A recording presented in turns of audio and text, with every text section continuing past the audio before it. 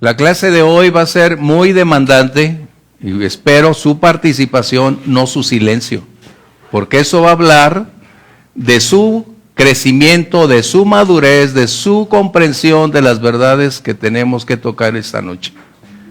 Eso es imperativo.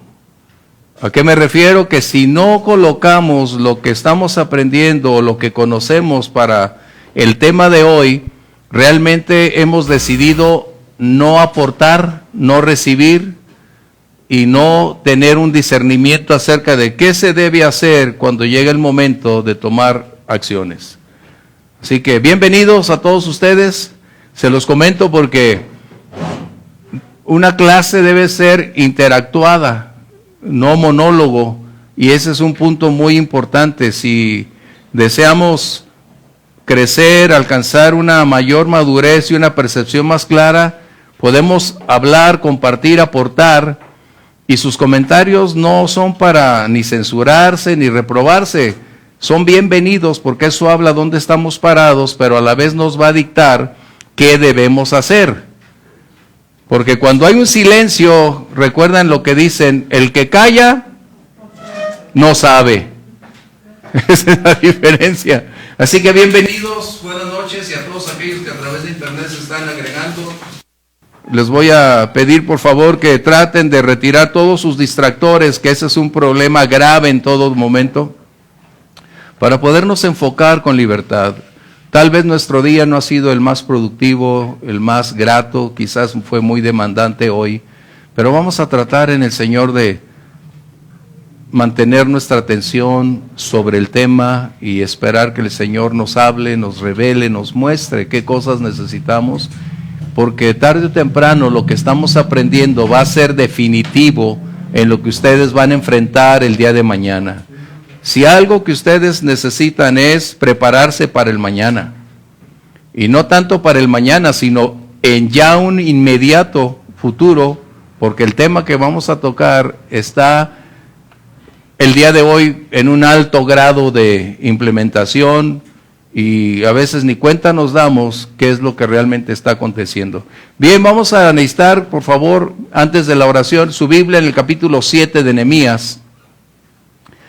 Y vamos a tener los primeros versos del 1 al 4, es la lección de esta noche.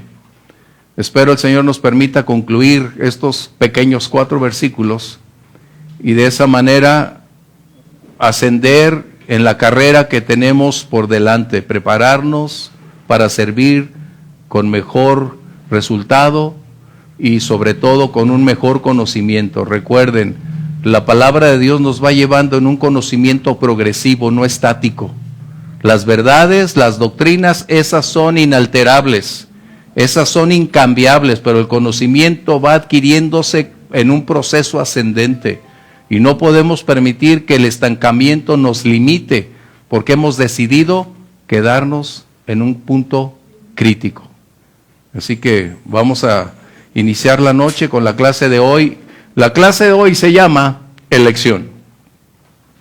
Así que vamos a orar, por favor, algunos de ustedes ayúdenos porque necesitamos la ayuda del Espíritu Santo. Recuerden, y siempre les reitero, no es costumbre orar, es nuestra necesidad de pedir a Dios dirección, que nos llene de Él. Por favor, algunos de ustedes diríjanos. Señor, en esta noche, Padre mío, Señor, agradecidos, Padre Santo, por un momento más de estudio, de preparación, Padre Santo, Señor. Gracias, mi Dios, te doy por la vida de cada uno de mis hermanos. Sí, Señor. Padre mío, Señor, ¿Qué necesitamos? Padre mío, y amor, Señor, que están aquí presentes, Padre Santo, Señor, y los que están, mi Dios, en línea, Padre Santo, Señor. Te pido, Padre mío, Señor, que sea tu Espíritu Santo en cada uno de nosotros, Padre mío, trayendo el discernimiento y la comprensión, Padre mío, Señor. Que nuestra mente y nuestro corazón, Padre Santo, puedan estar con disposición, Padre mío, Señor, y disponibles para entender y comprender la palabra que has preparado el día de hoy mediante nuestro pastor, Padre Santo, Señor. Agradecidos con la vida de nuestros pastores, de su dedicación, de su esfuerzo, Padre Santo, Señor. Gracias, Padre. Sé tú, mi Dios, en medio de nosotros, Padre Santo, Señor. En el nombre de Cristo Jesús te damos las gracias, mi Dios. Amén. Amén. Vamos a leer los primeros 4 versículos del capítulo 7. Permíteme hacerlo en voz alta. Y recuerden, siempre lo más importante son los detalles. A veces nosotros pasamos por alto que una cosa tan pequeña tiene un detonante enorme y una trascendencia, porque a veces queremos grandes frases, grandes cosas, cuando en realidad en una palabra o en una pequeña frase se encierra un tesoro enorme, que ese es el propósito para nosotros, descubrir lo que está dentro. Eso es lo que necesitamos hacer, no solo conocer la superficie del texto, sino su contenido espiritual real, la profundidad, su alcance y cómo implementar o qué aprender para lo que vamos a ver el día de mañana. Recuerden, esta clase es de liderazgo. No estamos tocando otro tema más que liderazgo, y este es precisamente el punto.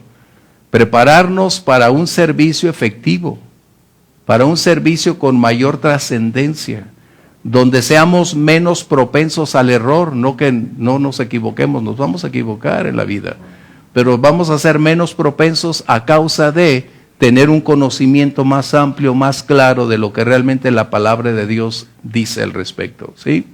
Bien, vamos a leer entonces verso 1, dice: luego que el muro fue edificado y colocadas las puertas y fueron señalados porteros, cantores y levitas, mandé a mi hermano Anani y Ananías, jefe de la fortaleza de Jerusalén, porque éste era varón de verdad y temeroso de Dios, más que muchos.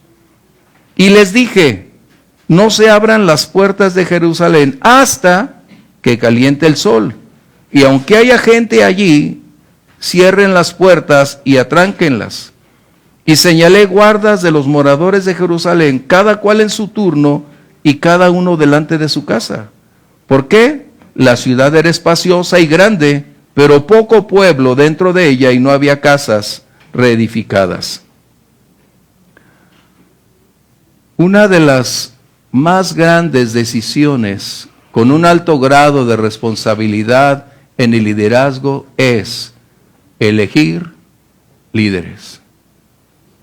Ese es el tema que nosotros estamos tocando ahora. ¿Cómo elegir? ¿A quién elegir? ¿Cuáles son las bases que definen su elección? ¿Cómo es que se determina colocar a alguien en una posición?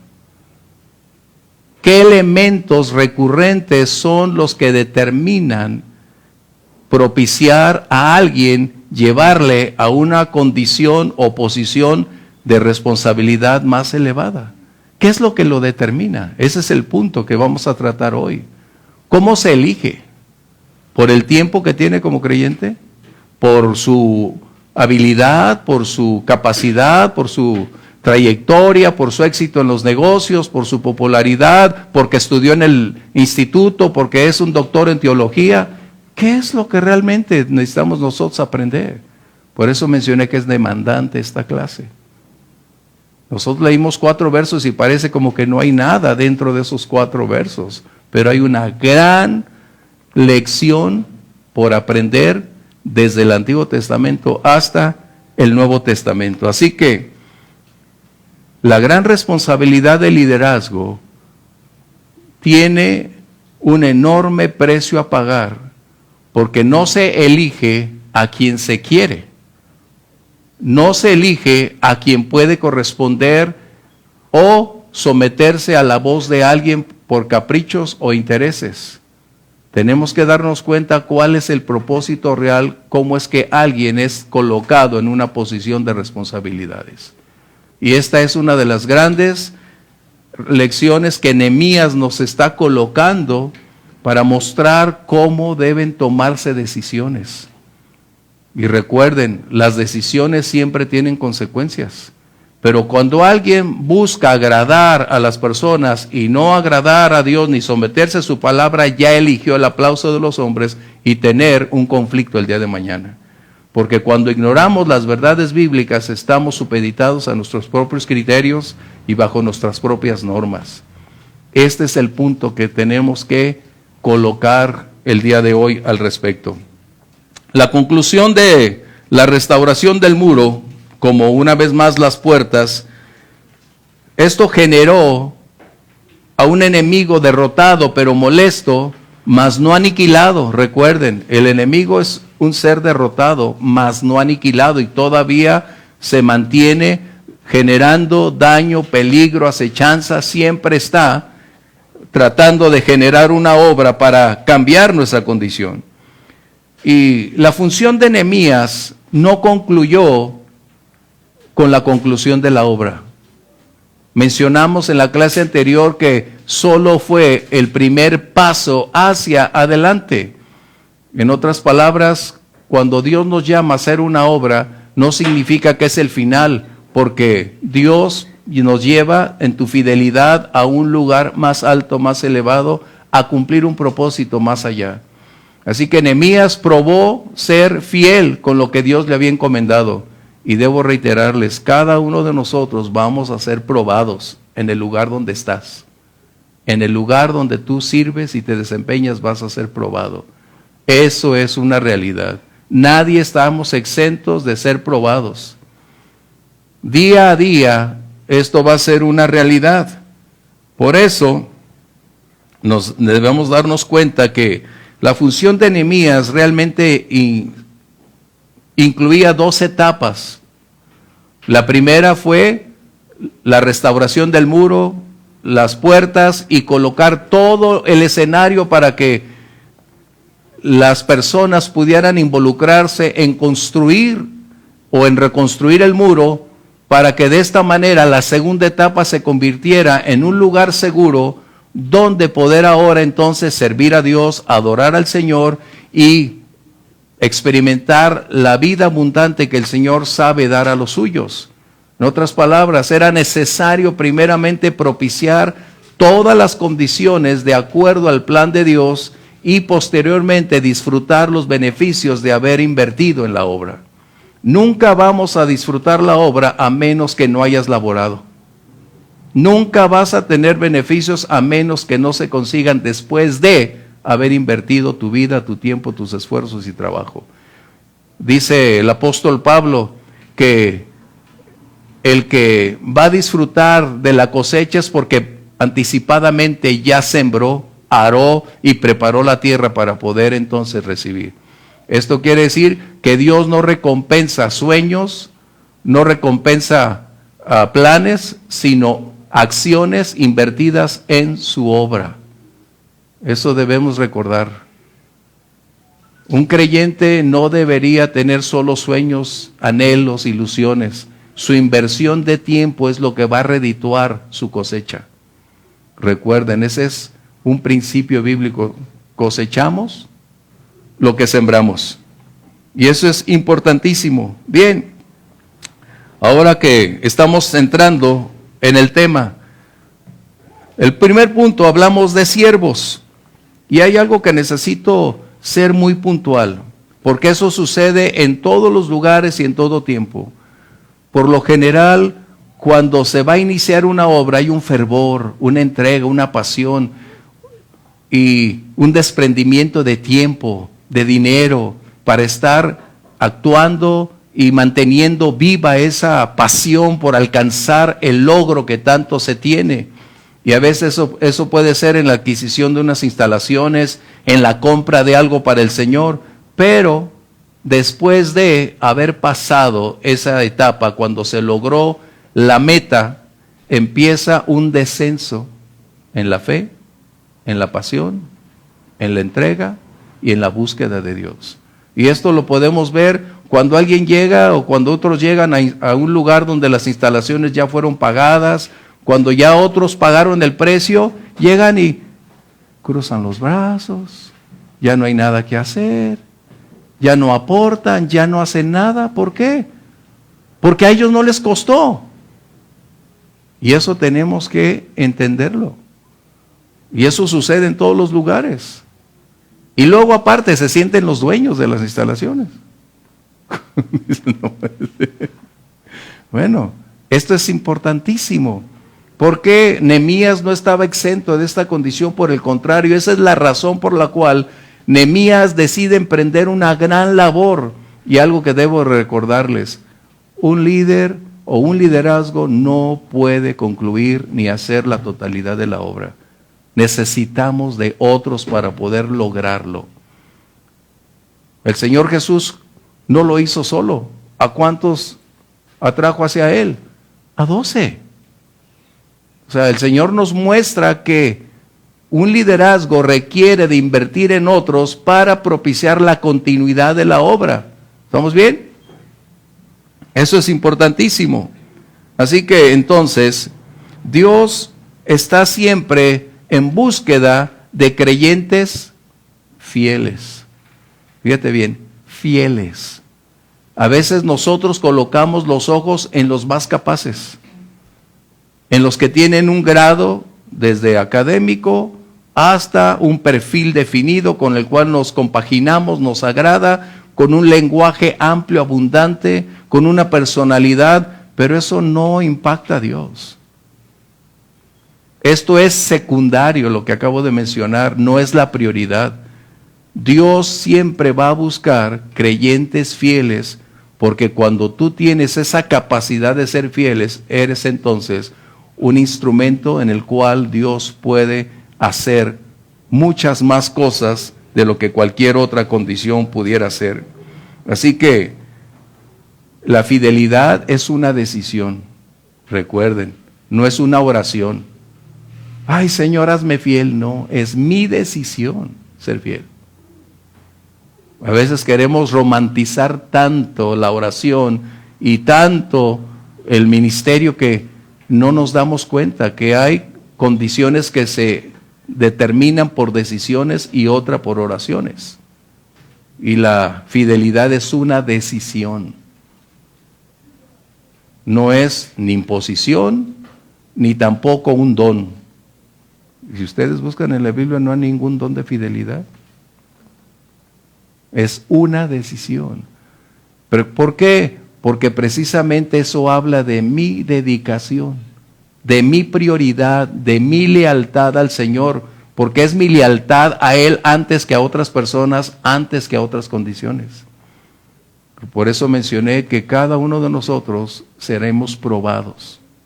Y eso es en la vida a lo largo de todos nuestros días. La medida de nuestra entrega y servicio tendrá pruebas. Nunca llegaremos a vivir sin la prueba. Eso es algo tan imperativo en nosotros que necesitamos hacerlo. Así que, entonces, Nehemías en el verso 1 hace una decisión. ¿En base a qué?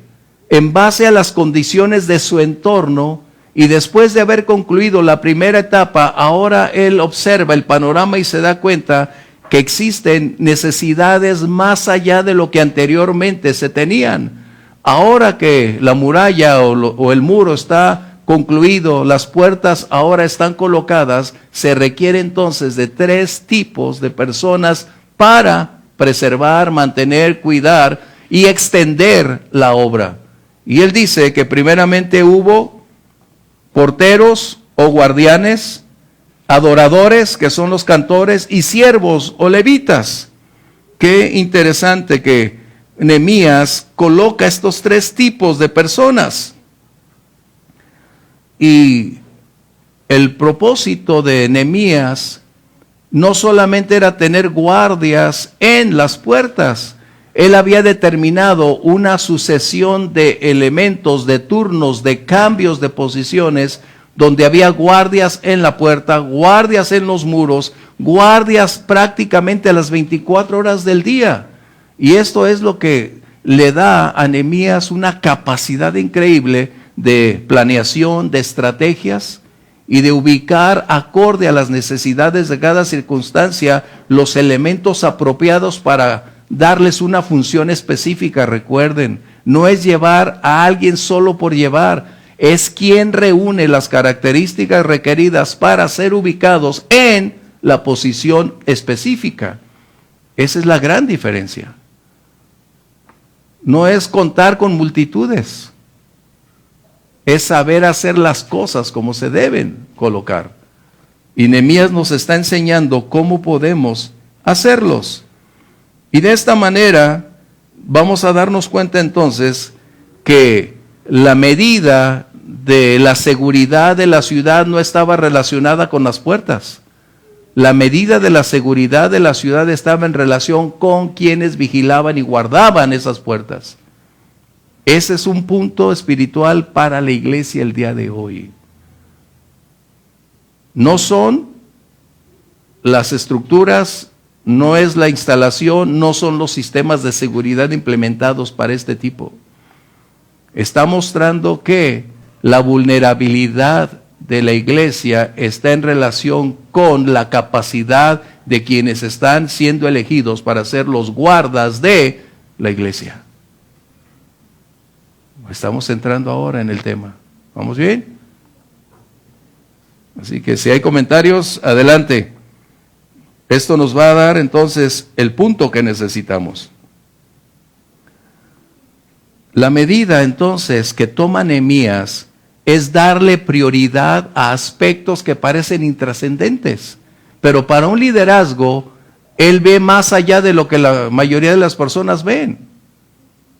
Tiene una capacidad de visión más amplia. Su perspectiva se ha aclarado por su comunión con Dios, por su relación con el Señor, por la revelación del Espíritu Santo y entender la razón por la cual es llamado. De esta manera nos damos cuenta que Nehemías salió, recuerdan, cuando todos dormían, Nehemías estaba trabajando. Qué cosas con los líderes, ¿verdad? Es que el pastor duerme tanto. Son cosas que van a estar ahí. La otra, Nehemías tenía la habilidad, obviamente colocada por Dios en ese potencial cuando llama a alguien, para ver con mayor amplitud ese panorama y determinar cómo anticipar futuros momentos por colocar los recursos establecidos por Dios para impedir tener ataques o conflictos inesperados cuando puedes anticiparte para frenar cualquier impacto que pudiera ocurrir. Así que él coloca estos guardias. Y esto es precisamente lo que necesitamos en la iglesia actualmente. Los guardias son aquellos elegidos para mantener una vista amplia, con un alto grado de conocimiento en la verdad, porque eso hará posible discernir si es un adversario, un ataque, un conflicto en el cual puede venirse. Nehemías sabía perfectamente que el adversario o los adversarios estaban molestos. Fueron derrotados cuando se dieron cuenta que la obra se logró en 52 días. Pero eso generó mayor molestia en los adversarios. Y esto precisamente iba a conducir adelante.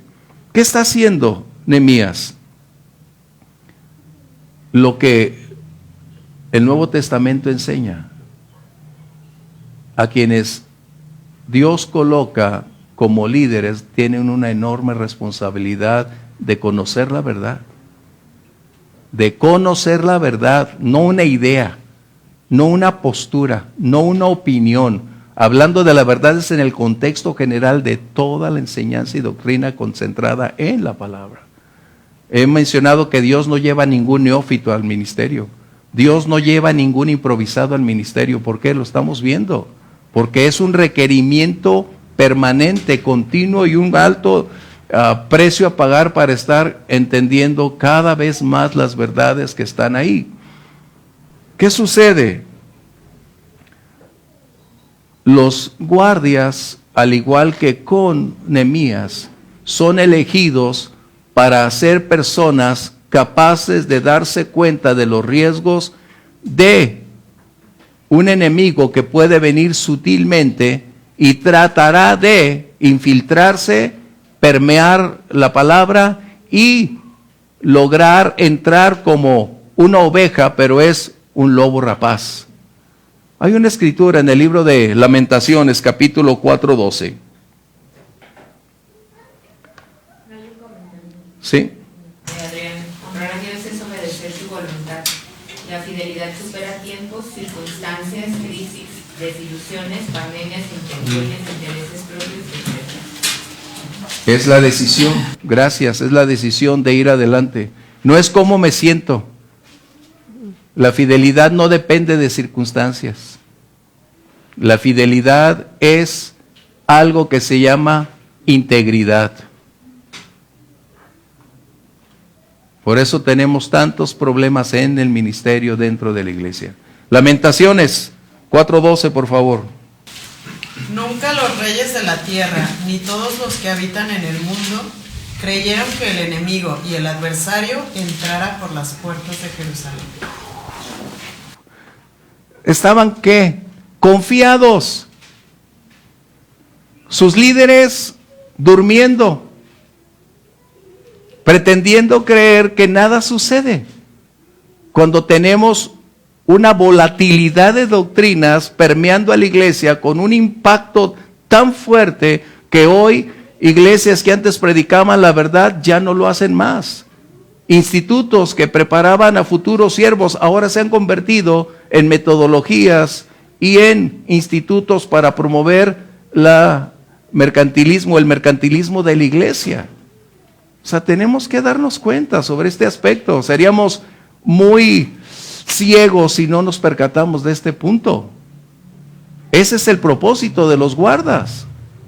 Desde conocer la verdad, preservar la verdad y mantener la verdad como el estándar único que define y determina la conducción de la iglesia.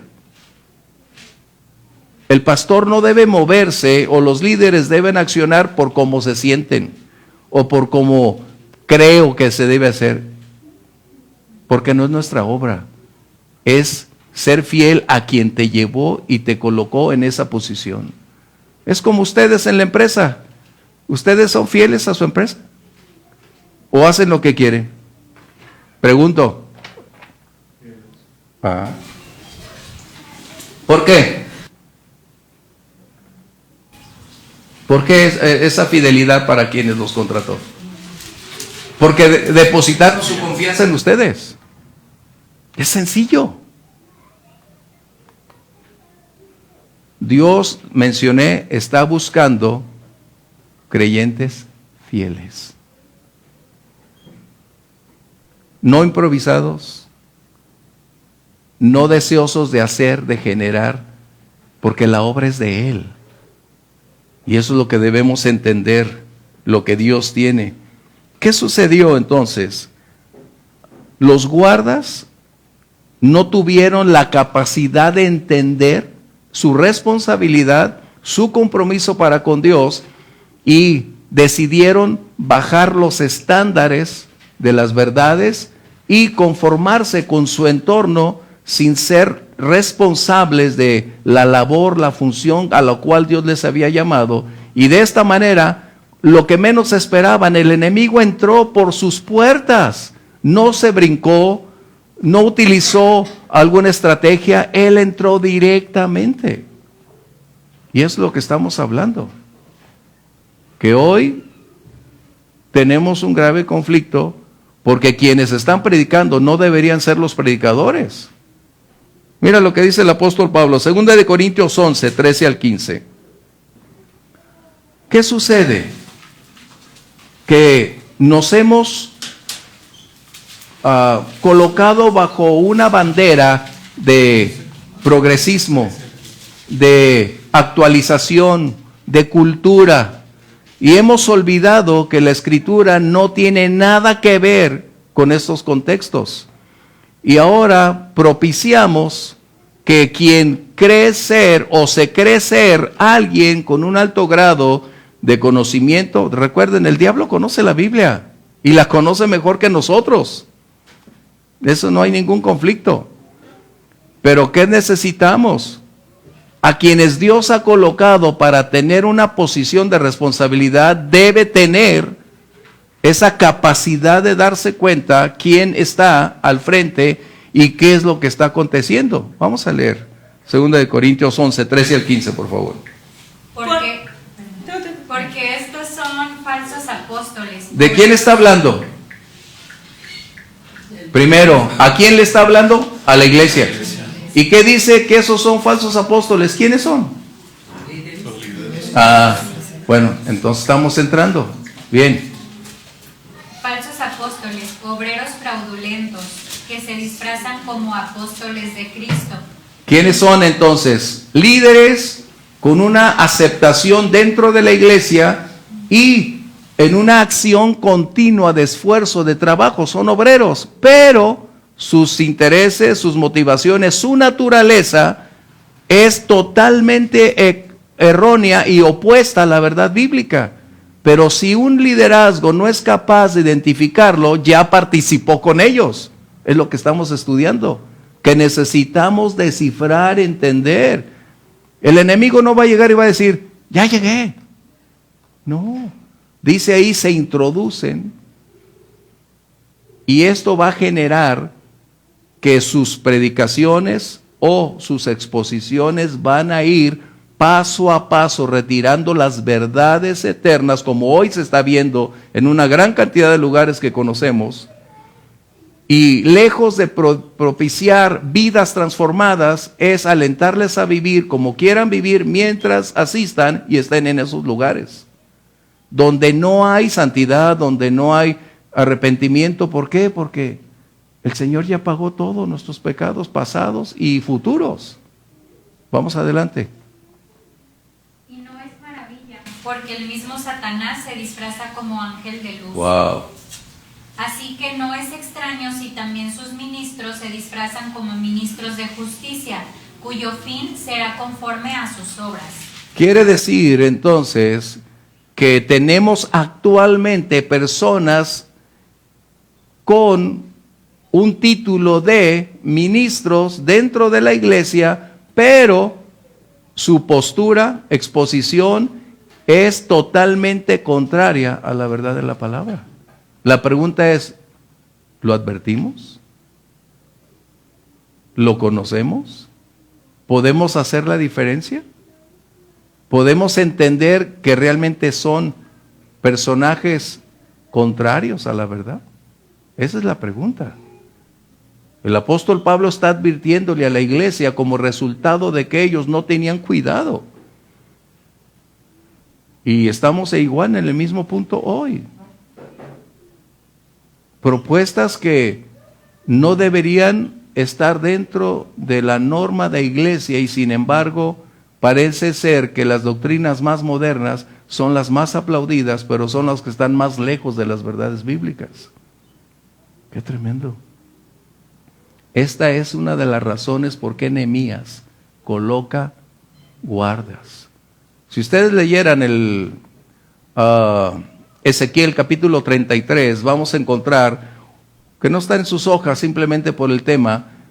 El Señor levanta y dice, tú eres una atalaya, le dice a Ezequiel. ¿Qué es una atalaya? Y esa es la labor del liderazgo. ¿Recuerdan lo que Pablo escribe en 1 Corintios 2 y 3? Porque la labor de los espirituales es que irse a jugar golf, irse a disfrutar el café con los amigos, irse de vacaciones todo el tiempo. ¿Eso dice? No. La labor del espiritual es analizar cada una de las cosas que están aconteciendo. No es dejarse seducir por el aplauso de las personas, por la multitud que asiste, por la popularidad, por los recursos, por las finanzas. No. El propósito del espiritual es analizar espiritualmente lo que espiritualmente conlleva. O sea, tenemos que retirar lo natural con lo espiritual. Y dice ahí, te he puesto por atalaya. A ver si lo encuentran, creo que es el capítulo 33 de Ezequiel, creo que es el verso 9 en adelante. Dice, te he puesto por atalaya. De esta manera, esa es la responsabilidad, recuerden, del liderazgo. ¿Es el 6? ¿Qué dice? Sí, ese dice, pero se la palabra, ya viene en el estado. Dice el 7. 7, dice, te he puesto. El 3, perdón. No, donde te dice te puse. Yo te he puesto por atalaya a la casa de Israel, oirás pues tú la palabra de mi boca. Y A ver, pues cuántas hay. 33. Dice, te he puesto. También el 7 dice. El 7 dice. Sí, te he puesto para que tú analices, descifres el horizonte, contemples lo que está por venir. Y tú eres el responsable de permitir que el riesgo alcance al pueblo. Así que es responsabilidad del liderazgo mantener la pureza de la verdad y conservarla. Porque entonces el lobo rapaz puede llegar y hacer lo que jamás se pensó. Entró por las puertas el conflicto. Así que es importantísimo que ustedes conozcan doctrina, no posturas, no opiniones. ¿Qué es lo que dice la Biblia? Esa es la razón de estar estudiando este tema. Por eso tenemos conflictos, porque cuando ignoramos los requerimientos bíblicos para llevar a alguien al liderazgo, tenemos los problemas de hoy. Jóvenes que no deberían estar en el ministerio. Que son conflictos que tenemos. No estoy hablando de que no sean llamados, son llamados, pero necesitan tiempo, experiencia, para poder llegar a estar ahí. ¿Cuántos años mencioné que Eliseo estuvo con Elías? 10 años. ¿Cuántos años estuvo Josué con Moisés? Es precisamente lo que estamos hablando. Dios no lleva a nadie porque me cayó bien, porque conoce mucho, porque tiene carisma. No, eso es irrelevante. Eso es irrelevante. Es vital continuar haciendo lo que Dios dice aquí. Y esto es algo que si el atalaya se duerme, más adelante vamos a encontrar que el Señor dice: ustedes, pastores, perros mudos, aman el dormir.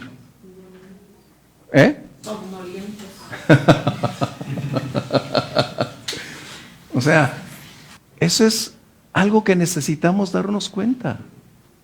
La labor de liderazgo no es para ser aplaudidos y estar colocados en un pedestal. Debemos medir la responsabilidad a la cual Dios nos propone llegar. Y si no estamos de acuerdo ni creemos que vamos a llegar porque amamos más otras cosas, es mejor decir: no voy, Señor. Es mejor decir no. ¿Por qué? El conflicto será mayúsculo cuando decidamos ir y no estamos dispuestos a amar más al Señor que a la esposa, que a los hijos, que a lo que me gusta, o dónde voy a estar. No tendremos una lealtad al Señor. Eso es importante. ¿Y qué sucedería entonces cuando nosotros dormimos como aquí? Mateo 13:25. ¿Ya terminamos, Corintios? Ya. Mateo 13:25. Cuando el liderazgo se la pasa durmiendo, es decir, haciendo todo menos su labor fundamental, estará pavimentando el camino para que la operación del adversario se convierta en una realidad que lo va a impactar, porque no va a saber cuándo sucedió, solo va a enfrentar un problema acorde a las dimensiones que el enemigo generó como resultado de estar haciendo caso omiso a su responsabilidad. En otras palabras, el ministerio te va a demandar las 24 horas.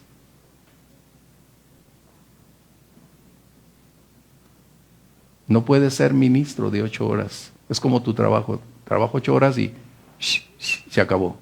Bueno, en algunos no. Pero al final, dice: cierro la puerta y me voy. No. Conozco pastores que a las 4 o 5 de la mañana te hablaron que están en el hospital, van al hospital, que pasó algo y tienen que ir a una funeraria. O sea, no tiene que estar anunciando lo que hacen, pero sí puedo decirte que esa es una labor de 24 horas. Como dicen ahora, 24/7. ¿Sí? Eso es algo que necesitamos mantener muy claro. ¿Qué dice Mateo 13:25, por favor? Pero mientras dormían los hombres, vino su enemigo y sembró cizaña entre el trigo y se fue. ¿Mientras qué? Dormía. Ese lapso de tiempo le basta al enemigo para sembrar todo cuanto no esperamos. pero no va a ser visible al primer día, ni las primeras semanas. Eso va a tomar un breve espacio de tiempo hasta que se manifieste por completo y nos damos cuenta que nosotros fuimos los responsables por no haber mantenido abiertos nuestros ojos y tomar las precauciones apropiadas. ¡Wow! ¿Qué tema? Por eso les mencioné, este es demandante, porque nos va a colocar cara a cara y nos va a mantener entre nuestra disposición y entre la norma bíblica para hacer lo que debemos hacer. Santiago, ¿qué dice? No se hagan muchos maestros. Y yo veo que muchos están haciendo fila. Digo, no puede ser. ¿O será que no les han enseñado correctamente lo que es el liderazgo, es decir, el ministerio? Porque yo estoy sorprendido de tantas condiciones que vivimos aquí en la ciudad como cualquier otro lado, donde el emocionalismo, la motivación, las declaraciones, el tratar de ser tan intensos, y resulta que eso solamente es emocional, pero no ves vidas transformadas, ves adherentes a un lugar, mas no un cambio radical en su vida como un nacer de nuevo. Es importantísimo. Una verdad que necesito colocar para que ustedes lo tengan aquí: un líder es responsable de a quien elige. Escúchame bien. Hace tiempo mencioné que un pastor es responsable de a quien él ordena. Un líder es responsable de a quien elige para estar con él sirviendo. ¡Qué responsabilidad!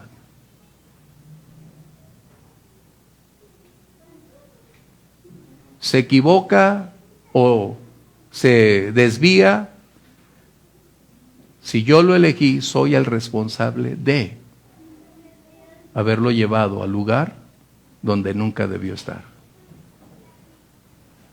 Él es responsable de sus acciones, pero en relación con la posición conferida, es mi responsabilidad de haber incentivado, de haber propiciado, de abrir espacios que nunca debieron estar ahí.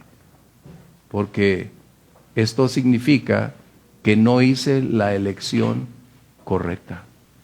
Y ahí es la pregunta, entonces, ¿por qué lo elegí? ¿Por qué lo llevé a una posición de liderazgo? ¿Qué respondemos sobre eso? Sí, hermano. Eso implica muchas preguntas. La misma Biblia nos responde. Y la Biblia misma nos dice a través de Pablo. Pablo eligió a Demas. ¿Quién es responsable ahí? Pablo. Pero entonces... Demas tiene su responsabilidad personal. Pero tú estás diciendo que es responsable el que lo eligió. Claro. Hay que ver más o menos esto. Pablo lo eligió considerando pues la fidelidad de Demas. Pero el ser humano fallamos. Sí, pero estás hablando del ministerio. Ese es un punto muy crítico. Cuando tú hablas del ser humano, estás hablando en general. Cuando estamos diciendo de liderazgo, es porque es otro nivel, otra posición, donde ya no cabe todos. Es un segmento elegido para una posición específica. Y ahí es donde, si Pablo eligió a Demas, Pablo también lleva su peso. ¿Por qué? Porque él era el responsable de la obra. Dios le encargó a Pablo la obra y Pablo invitó a Demas. No sabemos si Demas estaba llamado, que lo más seguro es que sí, pero finalmente Demas en lo individual, tienes razón ahí, en lo individual es responsable de su comportamiento, de su conducta. Pero Pablo es responsable de haberlo presentado, abierto las puertas, llevarlo a una posición de ministerio. La diferencia entre Pablo y Demas es que Pablo, dentro de sus errores, continuó, y de Demas no se mencionó. Bueno, pero por eso también lo exhibió, porque tenía que Sí. aclararle al pueblo Sí, por que eso Demas digo, estaba mal. O sea, continuó. parte de la responsabilidad del que lo elige también es decir, está mal. esto por eso dije, se Y tiene esto que enriquecer pasa. la clase, sí. Pudiera suceder que a lo mejor se elija bien de inicio, pero esta persona se decide claro. Ese es un riesgo, como dice Grimaldo. El punto es, un riesgo. ¿por qué lo elegí? ¿Me apresuré? ¿Oré? ¿Busqué la dirección de Dios? ¿Tuve discernimiento? ¿Era demasiado joven, Demas? O sea, tenemos que entender todos estos contextos. Sí. Sí, creo que también otro ejemplo sería como Pablo y Bernabé con el sobrino de Bernabé. Con Juan Marcos. En este caso sí es un ejemplo de un llamado, pero que tal vez no era el momento. Exactamente. Correcto, porque de él habla de que, pues, digamos, la misión en que ellos estaban encomendados se le hizo muy grande en ese momento y se regresó, pero volvió a intentarlo a tal punto que Pablo dijo, me es útil. Y en el caso de Demas se fue, o sea, se alejó de todo lo relacionado con Jesús y lo atrapó al mundo, digamos. Pudiéramos decir, sintetizando para no salirnos más del tema, que quien elige requiere una mayor atención, capacidad, tiempo, para no apresurarse en elegir a quien diga yo. Es decir, hemos estado observando cómo Nehemías hacía, orando, pidiendo a Dios dirección para saber qué hacer. Y el conocimiento de las Escrituras nos va a indicar en línea paralela que si nuestras decisiones están en el orden correcto de la palabra y bajo el respaldo divino, todo mundo estamos expuestos a fallar. El conflicto es cuando no queremos aceptar la responsabilidad. Es decir, yo tendría que decir, yo lo elegí y aun cuando sea su responsabilidad individual, soy responsable de lo que él hizo.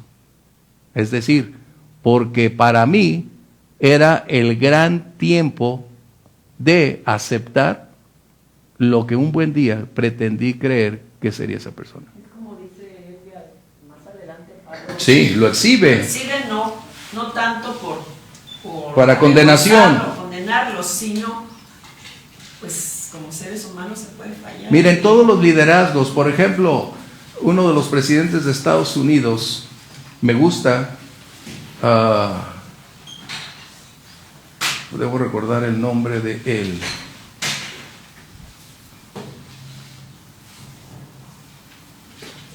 El punto aquí, ahorita encuentro el nombre de quien estaba de presidente. Estaban la guerra entre el sur y los confederados. Y uno de los generales, Ulysses Grant, era el general. Él era un hombre que era un pagado de sí mismo. Era un hombre que nadie soportaba.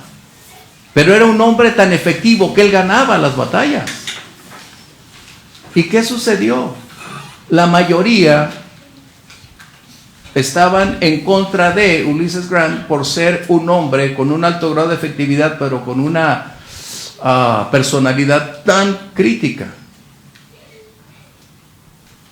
Y le mencionan al presidente que él estaba teniendo etapas no muy gratas con su manera de beber.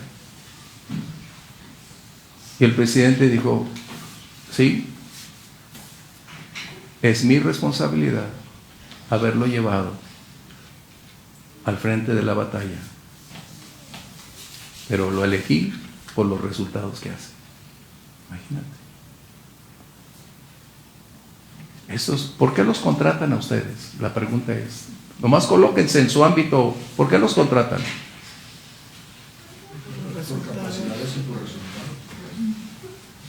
¿Quién es el responsable de ustedes? La pregunta es en tu trabajo. ¿Quién es el responsable? ¿Quién te contrató? ¿Quién te eligió? ¿Quién hizo toda la evaluación en todos los estudios y determinó que eran las personas idóneas para ocupar ese puesto, sabiendo que no eran perfectos, pero que su trasfondo, capacidades, talentos y habilidades reunían las características necesarias para ser quienes podrían dar los resultados requeridos por ellos? Wow. Así se entiende, ¿sí, Ramonchita? Sí. Tengo 4 puntos que podrían servir para escoger quiénes cuidaran las puertas. Tenían que ser personas que no fueran conformistas. Lo mismo cae en la iglesia, ¿sí? Porque tenemos que ver que no sean conformistas en lo espiritual, no estoy hablando en lo secular, que quieran crecer espiritualmente. Sí. Eso va a ser un buen cuidador de la puerta. Así es. Que no caigan en ociosidad. A veces venimos a todos los cultos y todo, pero no hay resultado. Hay una ociosidad pasiva, sí, que no nos deja. Y si no nos duele espiritualmente, es que estamos en esa ociosidad, ¿sí? No estamos despertando. Y tenemos que ser avispados para poder poner a cuidar una puerta. Que no hagan alianzas con gente que no. El único con el cual pueden hacer alianzas es con Dios, porque lo demás. Eso se llama lealtad, exactamente. Con el mundo te puede llevar Así es. Precisamente a tener falta de lealtad.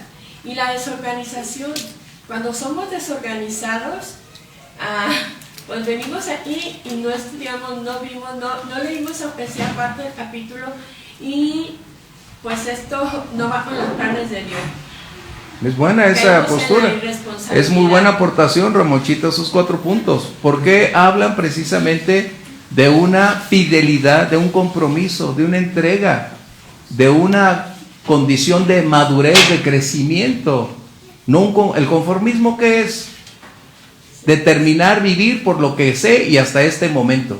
Y es que Nehemías sabía perfectamente que fuera de los muros había enemigo. ¿Sí? Y adentro, sí, ya se terminaron los muros, ¿y ahora qué? Exacto. Adentro tenemos vacíos, no hay casas, no hay. Hay que seguir trabajando, pero afuera hay enemigos. Entonces tenía que rodearse de personas muy listas como para ponerlas en las puertas. Exacto. Yo le agregaría personas que quisieran usurpar el lugar que tenía Nehemías, en este caso el líder. Porque ahí en donde, si hay un sentimiento de usurpación o de tener el puesto, el lugar que tiene el líder, es en donde ya deja de haber lealtad y fidelidad al líder. Y lo puede confundir en sí seguir siendo fiel y leal a Dios.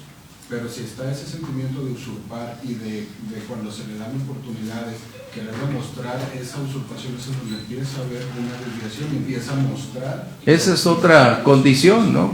Por eso el orden de lealtades lo define. Sí, el orden de lealtades lo define. La lealtad es al Señor y la lealtad siempre será a través de lo que Dios declara. Por eso el Señor dijo: ¿quién que desea amar al Señor ama más a su esposa, y coloca toda una serie de condicionantes? ¿Por qué? Porque no está hablando de odiar, no está hablando de rechazar, está hablando que es la lealtad a Dios ante todo y por encima de todo. Antes que lazos familiares, antes que mi relación matrimonial, todo está en el contexto de lealtades.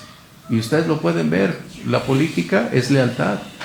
El amor a la patria es lealtad. O sea, tenemos un gran contexto de condiciones que habla de lealtades. Pero, ¿dónde están esas lealtades? La lealtad siempre va a ser puesta a prueba y será evidente cuando las condiciones se manifiesten y entonces brote de nosotros lo que realmente está ahí dentro. Eso es lealtad. Bien. Otro punto. La mayor cualidad de quien va a ser elegible es confiabilidad. Una persona que no brinde confiabilidad no deberías tenerlo cerca. Confiabilidad, porque la confiabilidad es porque ama al Señor, sirve al Señor, busca los intereses del Señor y siempre estará dispuesto a hacer lo correcto como resultado de ser confiable. Esto es algo importante, confiabilidad. Y la confiabilidad, reitero, es una decisión. Eso es parte del carácter. Y eso es donde tenemos que trabajar. Confiables. Eso es importantísimo. Si anhelamos ir adelante, ser confiables. Es como si alguno de ustedes le confieren o le confían un proyecto y dices, sí, mañana, cabrón, tenemos tiempo, no hay problema. ¿Y los resultados? La confiabilidad es dar el 100%, no el 90%, no el 99%, el 100%. No es dar únicamente lo que puedo. La confiabilidad exige todo. Eso es algo que debemos tener en cuenta. Exige el todo. Cuando Dios le confía a alguien su tesoro, que son las ovejas, lo único que Dios espera es confiabilidad. Tremendo. ¿Qué temas, verdad? Bien, vamos al segundo punto. Nehemías hace en el verso 2 una declaración acerca de cómo es la elección del liderazgo. Verso 2 dice: mandé a mi hermano Ananías, jefe de la fortaleza de Jerusalén, porque este era varón de verdad y temeroso de Dios más que muchos. ¿Qué está haciendo entonces? La elección de líderes conlleva un alto grado de responsabilidades para quien elige y a los elegidos, de tal manera que las verdades fundamentales que deben tomarse en cuenta deben ser las que siempre serán las bases sólidas de cómo iniciar y mantener un liderazgo. Nehemías no hizo alguna decisión al vapor. La pregunta sería: ¿cómo hizo Nehemías para elegir a esas personas? Sí, Grimaldo. Y como fácil. Y a Nehemías, jefe de la fortaleza de Jerusalén. Y era jefe. Bueno, aquí es donde vamos. Por eso lo puso, ya era jefe, ya tenía experiencia. ¿Qué sucede? Era su hermano, pero a veces fallaba. ¿Qué sucede? Pero lo mayor que dice, este era varón de verdad. Bueno, exacto, ahí Tuvo vamos. que estar observando su vida, todo. ¿Cómo Y elegir? temeroso de Dios, dice más que muchos. ¿Cómo elegir a quién elegir y de qué manera hacerlo? Recuerden, se concluye el muro, las puertas son colocadas. Hay dos aspectos prioritarios que necesitamos darnos cuenta que Nehemías tiene en mente, porque si no, los ignoramos y nos vamos a perder. La primera es conservar y consolidar los resultados que se tienen. Conservar y consolidar los resultados que ya se lograron a través de la inversión de toda esa planeación, estrategia y los 52 días para concluir la obra.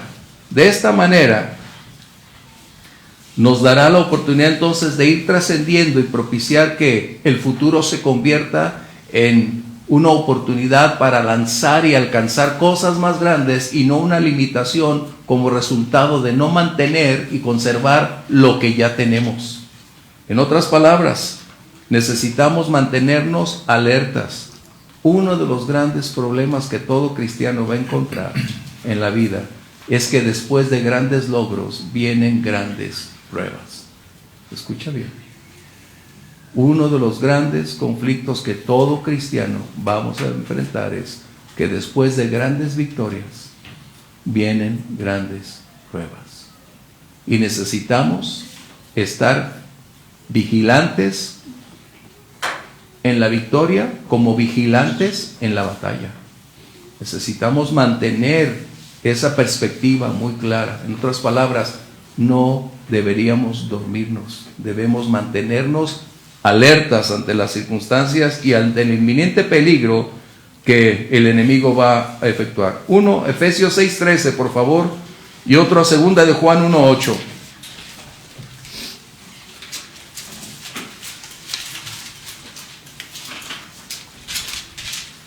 Y eso aplica en cómo elegir a personas. que van a estar a tu servicio, van a estar trabajando contigo. ¿Cómo hacerlo? ¿De qué manera? Efesios 6:13, la última parte, bueno, puedes leerlo completo, pero la última parte es la sobresaliente aquí. Vamos a leerlo. Por tanto, tomad toda la armadura de Dios, para que podáis resistir en el día malo, y habiendo acabado todo, estar firmes. Esa es la parte focal. Está firmes. Esto es algo que necesitamos recordarnos siempre. Está firmes, siempre alertas, siempre disponibles, siempre al tanto de lo que acontece. Estar firmes, es decir, en otras palabras, estar de pie y estar observando siempre el contexto de nuestro entorno. Segunda de Juan 1:8, por favor. Mirad por vosotros mismos, para que no perdáis el fruto de vuestro trabajo, sino que recibáis galardón completo.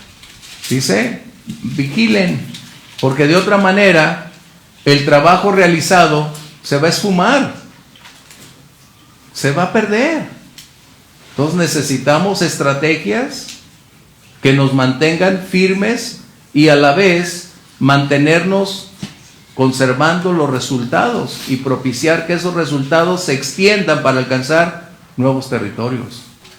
Qué importante. Segunda de Juan 1:8. Punto 3. A ver si nos alcanzan los 2 horas que nos quedan. Que es, punto 3, la base de elección, que es doctrina. Aquí es donde mencioné que necesitamos estar muy alertas. La palabra de Dios determina el perfil, los requerimientos de quienes deben ser llevados a una posición de liderazgo. Recuerden, no es el liderazgo de la iglesia, no es la denominación, no son los profetas. El llamado es de Dios. Y el llamado entonces conlleva la armonía entre la voluntad de Dios y las Escrituras. El Espíritu Santo nunca va a ser una contrapostura. El Espíritu Santo nunca va a dar una palabra distinta a la verdad de Dios. ¿Ok? Ahí es donde vamos. Entonces, ¿cómo hizo Nehemías para elegir a estas dos personas? ¿Cómo elegimos nosotros? ¿Por talento? ¿Por popularidad? ¿Por carisma? ¿Porque conoce mucha Biblia? ¿Porque tiene un grado académico? ¿Porque es un hombre de negocios exitoso? ¿Por qué elegimos? Ese es un problema que tenemos actualmente en la iglesia. No tener las bases para saber cómo elegir a quienes deben estar al frente. Y eso es una vergüenza. Teniendo el manual, lo hemos ignorado. Los más grandes problemas que la iglesia enfrenta y enfrentó y enfrentará es el resultado de olvidar poner en práctica los preceptos bíblicos. Así que si llega alguien y te dice, Dios me dice que tú vas a ser el pastor mañana, por favor, ¿lo aceptaríamos o no? Es obvio que no. Es obvio que no. O sea, tenemos que entenderlo. Y de eso es lo que vamos a tratar en esta hora. ¿Cómo fueron elegidos estos dos hombres? Hay dos condicionantes que están ahí muy bien marcadas al respecto. ¿Por qué? Fueron hombres de una integridad absoluta, de un alto grado de credibilidad ante el pueblo, personas con una transparencia, con una honestidad que trascendía más allá de los límites. Tan es así que no existe ninguna objeción para su elección. ¿Ok? Ambos eran siervos redituables. La primera condición, ¿qué dice? De verdad, es decir, Esta palabra significa estable, confiable, genuino. Un hombre de verdad, es decir, esta es una condición que necesitamos evaluar. Recuerden, si tú evalúas para llevar a alguien por su trasfondo académico, su trasfondo religioso, pero no tiene estas características, vas a pagar un gran precio. En vez de ser el copastor, va a ser el contrapastor. Eso tenlo por seguro. ¿Sí? El siguiente punto que Nehemías nos muestra, dice que eran temerosos de Dios. Sí, Grimaldo. Ay, Dios mío, ¿por qué soy así? Pues porque necesitas estudiar. A ver. Porque este era varón de verdad y temeroso de Dios más que muchos otros. Hablaba de uno solo. Grimaldo. I'm sorry. Eso dice la palabra de Dios. Si Ananía o Hanani no tuviera esas características, no hubiese sido llevado ahí. Eso es lo que dice la ¿Cuál palabra. es el punto? En el capítulo 2, ¿quién fue el que le dijo a Ananías cómo estaban las cosas? Ananí. Tenemos que recordar el contexto y los contextos. Ese es el problema de leer lo superficial. Necesitamos darnos cuenta entonces que habría un conflicto de intereses si es que Nehemías hubiese llamado a su hermano a una labor donde no tenía nada que ver. O sea, es buena la observación, pero necesitamos entonces descifrar qué es lo que está diciendo. Que eran temerosos de Dios, es decir, reverente, respetuoso, es decir, creyentes de principios sólidos, inalterables, inamovibles. No existían motivos ocultos que los llevaría a una posición. Por eso mencioné, ¿cómo eligió a Nehemías a estos dos hombres? ¿Por sus lazos familiares? No. Nehemías no llevó a nadie. Y algo que tengo que hacer aquí muy, muy claro, para que lo tengan hoy y el resto de sus días. El ministerio no es heredable. La iglesia no es una empresa. La iglesia no se hereda a los hijos, a menos que estén llamados al servicio. Escúchenlo bien. Pero ¿qué tenemos hoy? Empresas, iglesias, heredables. ¿Estamos bien? No es empresa, no se heredan. El ministerio no se hereda. Eso es algo que necesitamos colocar muy claro. Por eso es lo que está colocando Nehemías. Vigilantes que puedan darse cuenta que está aconteciendo y decir, esto no está dentro del contexto de la palabra de Dios. No es el sacerdocio arónico, que ese era prolongarse como algo heredable. Eso se rompió, se quedó atrás. Amén, callados. Eso es doctrina, lo que estamos hablando. Eso es importantísimo. Bien, de esta manera se convierte estas personas en elegibles a una posición. ¿Qué sucede? Su testimonio de estos dos hombres fue intachable. Quiere decir que la opinión pública no tenía una objeción ni por ser hermano de Nehemías ni por tener motivos ocultos. Eran dos hombres con un alto grado de credibilidad, de aceptación por ser quien eran. Además, como dice Grimaldo, Ananías era el jefe de la guardia del castillo, es decir, de la guardia de la citadel. Mas ellos dos representaban hombres idóneos para el desarrollo. Y aquí es donde entramos. Antes, un breve consejo. En el liderazgo, como en la vida particular de cada creyente, hay responsabilidades que no pueden ser delegadas, requieren ser enfrentadas. En el ministerio, como en la vida particular, hay responsabilidades que no pueden ser delegadas, deben ser enfrentadas. No puedo delegarle a alguien mi responsabilidad de enfrentar algo personal. Eso tenemos que entenderlo muy claramente. No debo eludir mi responsabilidad. es algo que necesito confrontar y hacer. ¿Por qué? Porque la gran mayoría va a tratar de enviar embajadores, de referir a otros su responsabilidad para que solvente su situación. Es como si dijera, ay, mi hijo se la pasa golpeando a otros. Copastor, ¿tú puedes ir a hablar con mi hijo para que lo coloques en disciplina? ¿Sería eso? No, esa responsabilidad me compete a mí. Y eso es algo que necesitamos entender. En el ministerio, como en la vida personal, hay responsabilidades que no podemos delegarle a otros. Tenemos que enfrentarlas. Oye, ve y habla con mi esposa y dile, ¿cómo si es tu esposa? Por favor. Sí. Pastor, bueno, hay dos cosas que ha mencionado que me recordaba cómo el Señor trataba con sus líderes, ¿no? Por ejemplo, a Elí pues no le quitó la responsabilidad de no haber disciplinado a sus hijos, ¿no? Así es.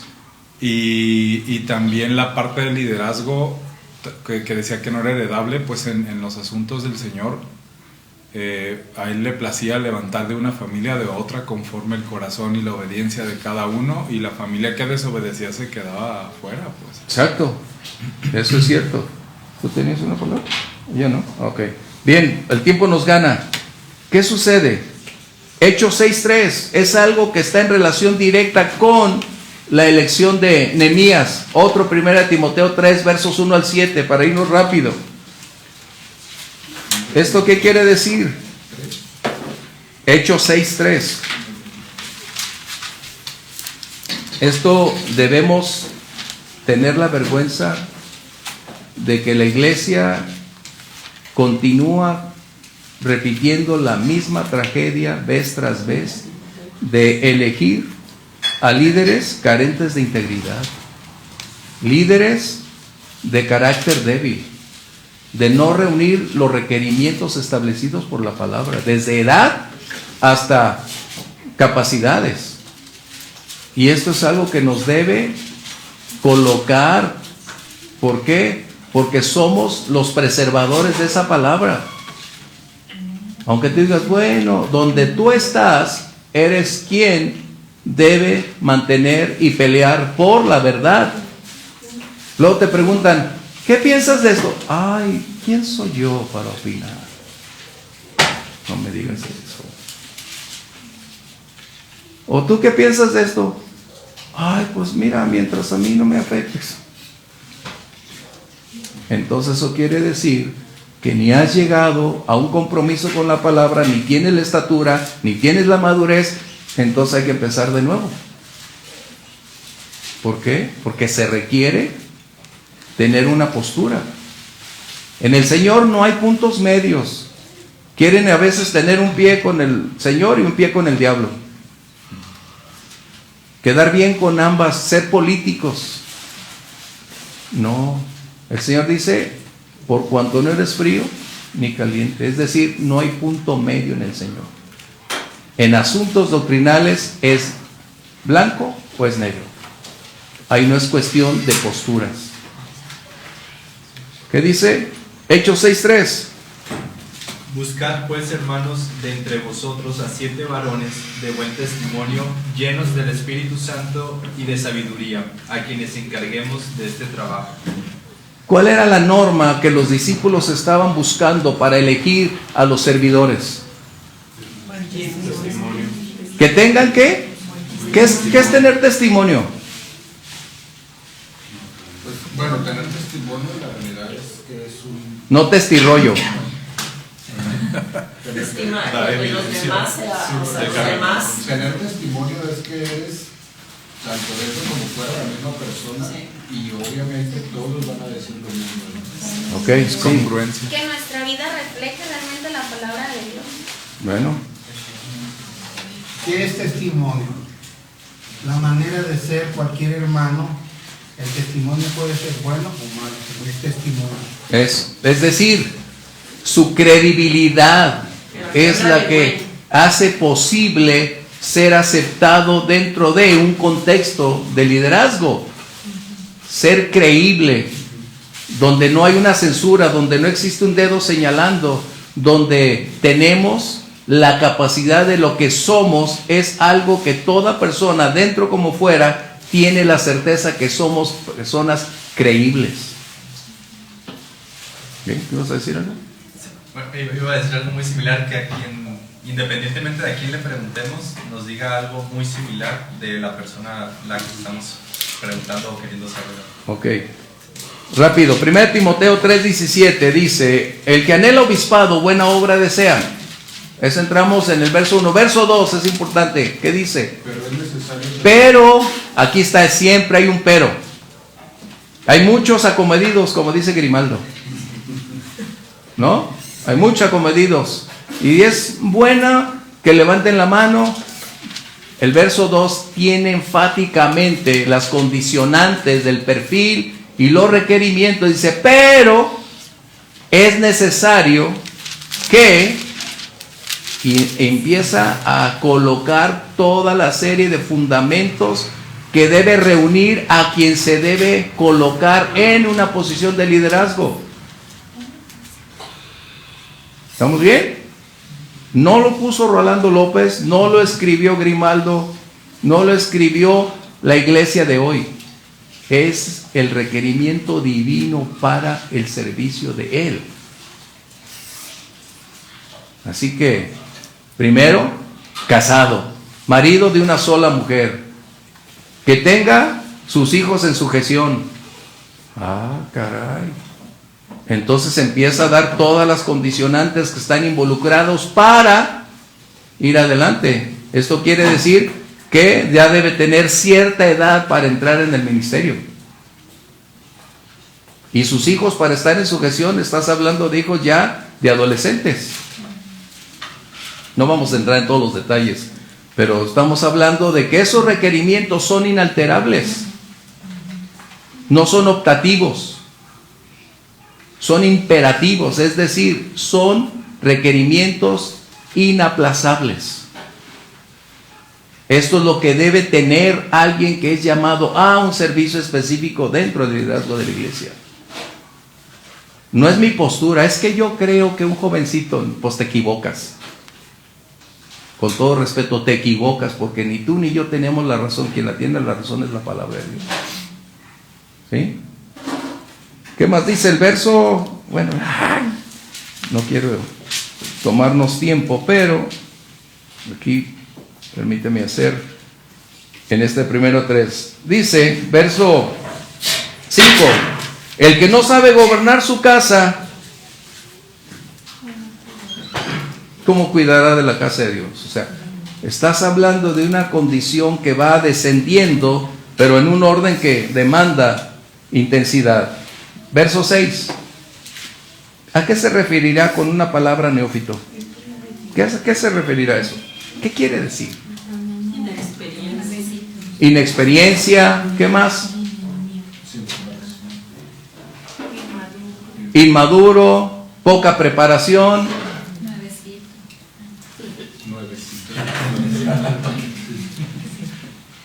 Esto quiere decir entonces, no coloques a nadie que tiene poco tiempo de ser convertido. No lleves a nadie a una posición de responsabilidad porque su falta de capacidad, de experiencia, de edad, de haber pasado tragos amargos, no va a permitir que enfrente cada condición y no sea llevado para decir, es que yo ya soy el pastor de jóvenes, es que yo ya soy el líder en la iglesia y este es el punto que tenemos. ¿Estamos bien? Verso 7 para irnos. También es necesario que tenga buen testimonio de los de afuera, para que no caiga en descrédito. Esto está en relación directa con Nehemías. Esta es doctrina. Hombres y mujeres de aquí de la iglesia, todos y todos. Ese es el lenguaje correcto, todos y todos. ¿Okay? La doctrina es lo que se enseña, lo que prevalece, no posturas, cultura, ni alteraciones. La doctrina es la misma desde que el Señor la declaró hasta el día en que el Señor venga por nosotros. Por eso dice: el cielo y la tierra pasarán, mas mi palabra no pasará. Llevar a alguien al liderazgo no es cuestión de perspectiva, no es porque tenga un conocimiento, no es porque sea muy favorable con los jóvenes o que tenga un montón de tatuajes. Eso es inverosímil. Necesita reunir todos los requerimientos establecidos en la palabra para poderlos llevar ahí. ¿Comentarios para irnos?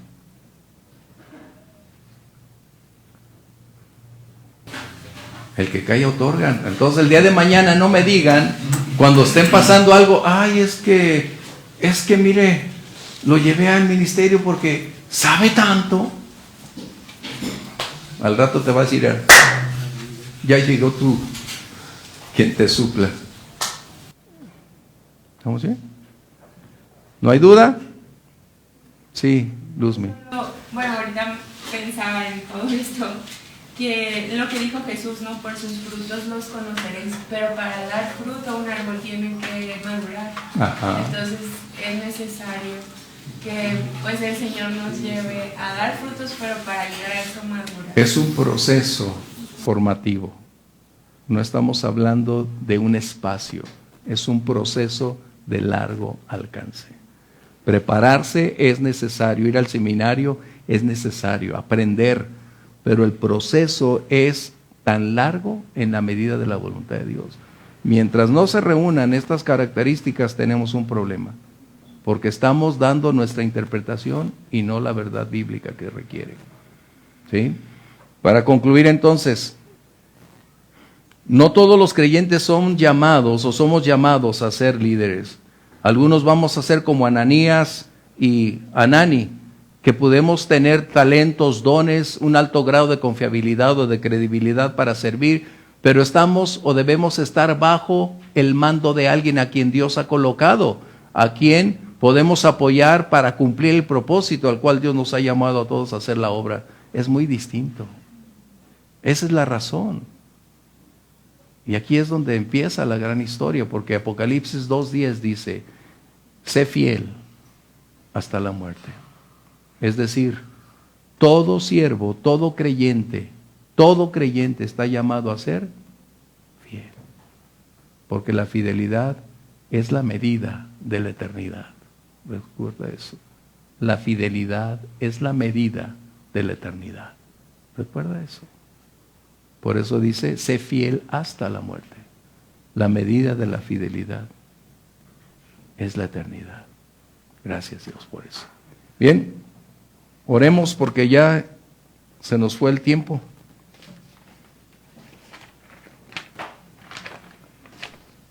¿Alguno de ustedes, por favor, diríjanos?